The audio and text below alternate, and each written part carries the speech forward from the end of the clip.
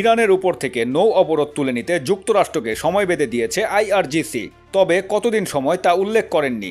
মার্কিন president Donald ট্রাম্পকে সামরিক অভিযান অথবা চুক্তি এই দুইয়ের মধ্যে একটি বেছে নিতে বলেছে ইরান। এদিকে যুদ্ধের জন্য পূর্ণ সামর্থ্য এবং প্রস্তুতি রয়েছে বলে জানিয়েছে আইআরজিসি।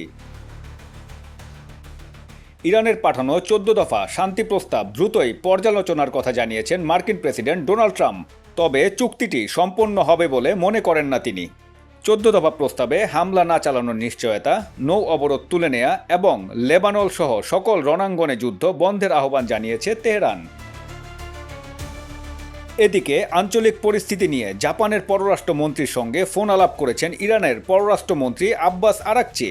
2 দফা শান্তি আলোচনা ব্যর্থ হওয়ার পর চলমান যুদ্ধবিরতি একটি স্থায়ী সমাধানে পৌঁছাবে এবং ইরান মার্কিন যুদ্ধের বিরতি নয়, তা স্থায়ীভাবে বন্ধ হয়ে মধ্যপ্রাচ্য সহ সারা পৃথিবীতে শান্তির সুবাতাস বইয়ে দিবে, এমনটাই প্রত্যাশা সকলের।